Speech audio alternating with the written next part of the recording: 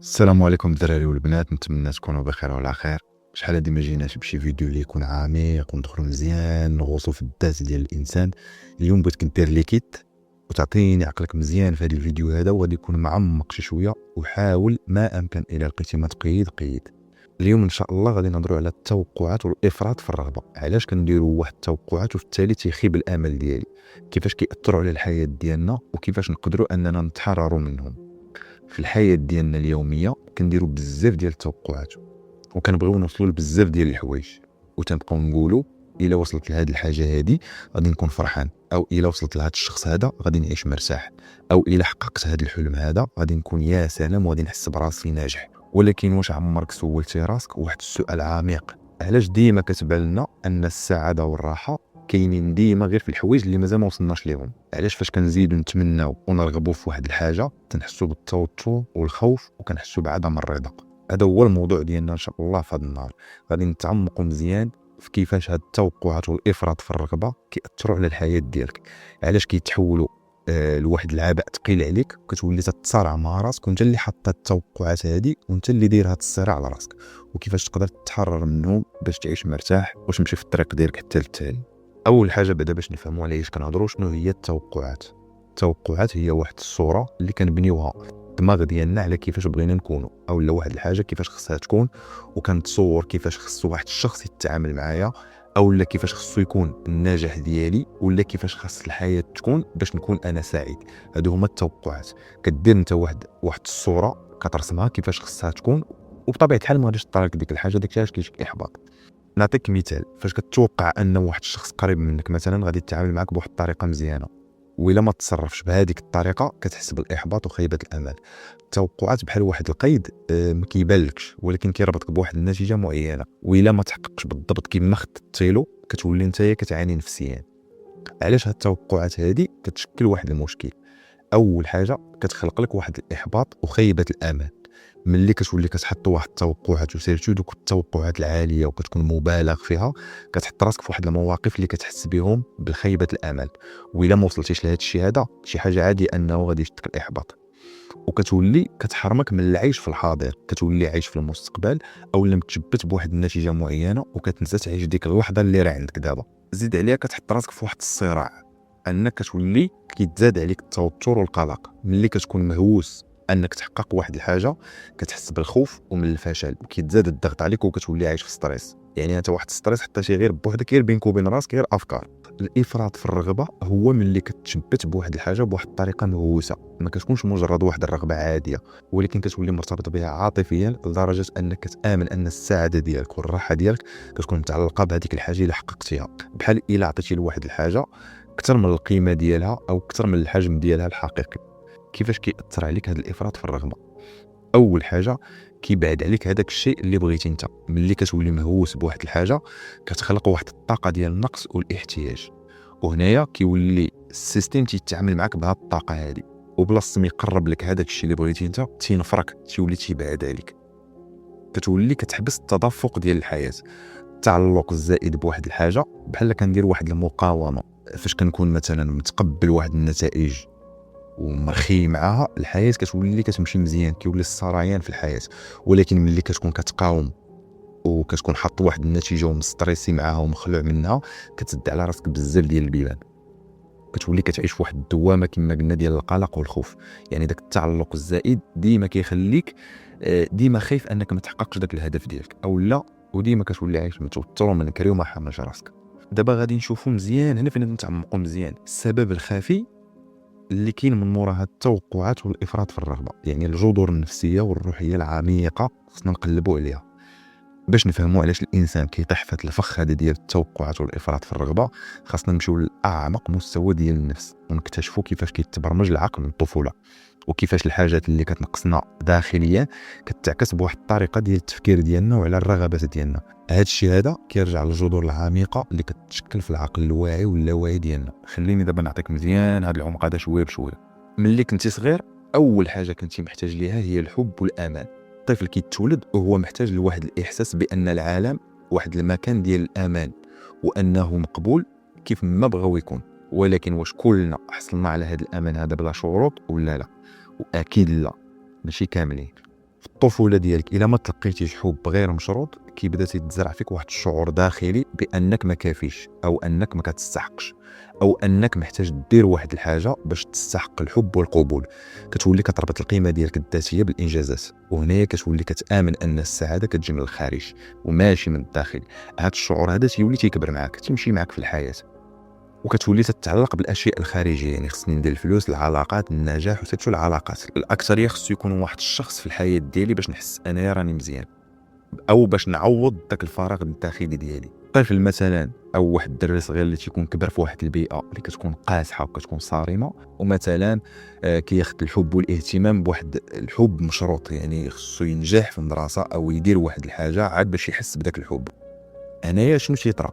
تيكبر كتولي عنده واحد القناعه خفيه، اولا كيولي عنده واحد المعتقد راسخ: القيمه ديالي مرتبطه بالانجازات.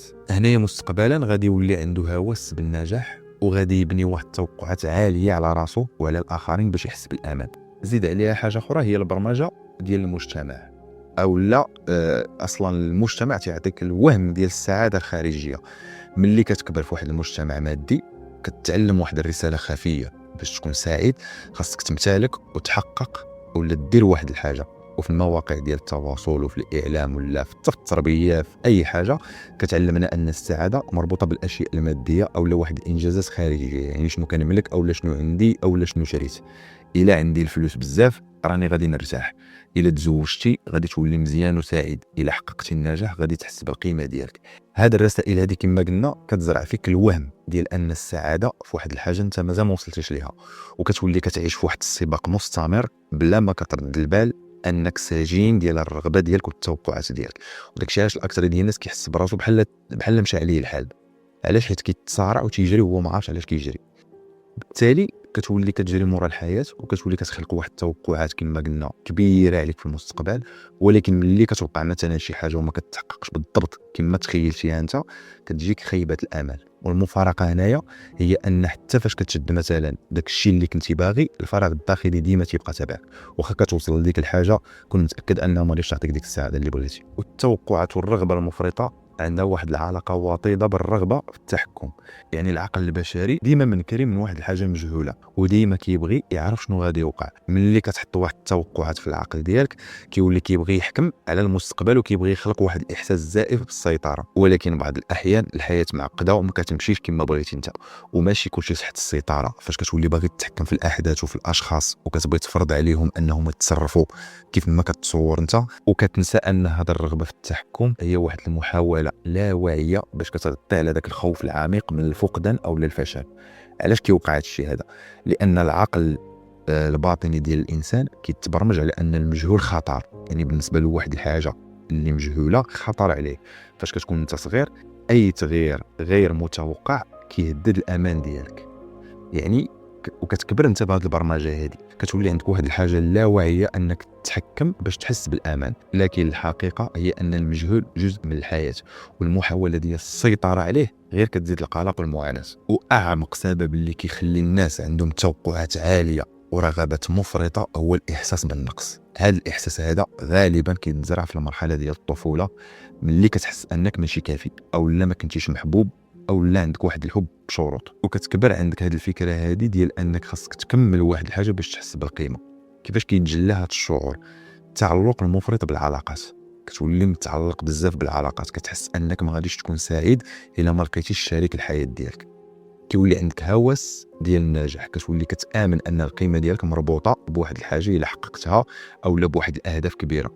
كيولي عندك البحث عن الكمال، لا بيرفيكسيون. كتولي باغي كل شيء يكون مثالي باش تحس انك تستحق الحب. ولكن المشكله ان اي حاجه خارجيه ما عمرها غادي تملأ داك الفراغ الداخلي، ولو توصل وتحصل عليها غادي تبقى ديما حاس براسك ناقص وكتقلب على بزاف ديال الحوايج. وحتى لو وصلتي لديك الحاجه غادي تبقى ديما حاس براسك ناقص وكتقلب على واحد الحاجه اخرى جايه. والعقل ديالنا الاخوان مبرمج يعيش اما في الماضي او لا في المستقبل، ما عندوش منين يجيب الافكار. الدماغ ديالنا فاش كطيح انت في شي موقف ولا شي حاجه ما عندوش هو منين يجيب الافكار، بالتالي تيتجه للماضي، بالتالي كيتجه لداك الشيء اللي عارفه هو قبل، او لا تيحاول يتصور المستقبل كيفاش غادي يكون. كيولي تيبان لينا ان السعاده غادي تجي من بعد فاش نحققوا واحد الهدف. ولكن هذا الوهم هذا خطير. الحقيقه ان السعاده كتجي من الحضور في اللحظه الحاليه، او لا من القبول الداخلي، ماشي من التعلق بالمستقبل. يعني فاش اين فوا كتحس براسك قابل راسك ديك اللحظه الحاليه اللي انت فيها، راه هذيك هي السعاده. وهذه غادي تكون لاحظتيها في راسك انت دابا اللي تسمعني، ديما فاش كتكون كتقول الا حققت هذا الهدف هذا غادي نكون سعيد وغادي تحققه، والفرحه هنايا ديال هذا الانجاز غادي تكون مؤقته، ومن بعد عاوتاني كترجع تحس بواحد الفراغ داخلي. علاش؟ لان السبب الحقيقي ديال عدم الرضا كيكون لداخل ديالك وماشي من الخارج. دابا من الاخر الاخوان، كيفاش غادي نتحرروا من هذه الاسباب هذه الخفيه؟ اول حاجه هي الوعي ديالك بالمصدر العميق لديك التوقعات اللي جاتك. فاش كتدرك ان ديك التوقعات جايه من واحد الشعور قديم بالنقص او لا الخوف، غادي تبدا كتنفصل عليها. الوعي هو الخطوه الاولى باش تتحرر وتقبل ذاتك كيف ما انت. ملي كتقبل راسك كيف ما انت بلا شروط، كتولي حر من الحاجات باش تحقق او لا تثبت لشي واحد شي حاجه. وخصك تعيش بنيه واضحه ولكن بلا هوس. بغيتي تحقق واحد الحاجه غادي تخدم عليها، ولكن بلا ما تربط القيمه ديالك الذاتيه بها. وعيش الحاضر. كلما كنتي حاضر في اللحظه الحاليه، كلما نقصات ديك القوه ديال التوقعات والرغبات المفرطه. ركز على شنو عندك دابا وشنو اللي خصني نخدم به وشنو ندير. غير واحد خطوه صغيره، غير واحد الحاجه المهم اللي تقدر توصلني لذاك الهدف انا اللي تنفكر فيه. ندير واحد الحاجه صغيره وكنكون هنايا خرجت من الستريس وخرجت من بزاف ديال الحوايج. دونك التوقعات والافراط في الرغبه هما واحد النتيجه ديال واحد الشعور خفي بالنقص والخوف من المجهول او لا البرمجيات القديمه. ملي كتولي واعي بهاد الجذور هذه وكتبدا كتعيش بواحد الحاله ديال القبول الداخلي، كتكتشف ان السعاده والحريه ماشي في داكشي اللي غادي يجي من برا، ولكن في داكشي اللي كتحس به دابا. والحريه الحقيقيه كتجي ملي كتحرر راسك من هاد القيود هذه ديال التوقعات والتعلق الزائد. فاش كتعطي لراسك الحق انك تكون سعيد دابا بلا ما تحطش شي شرط، وغادي تكتشف ان الاشياء اللي كنتي باغيها كتحقق بلا مجهود كبير، لانك ما بقيتيش كتقاوم وما بقيتيش متعلق بها. ونتمنى الاخوان تكونوا وصلتوا حتى لهنايا. تهلاو لي في راسكم.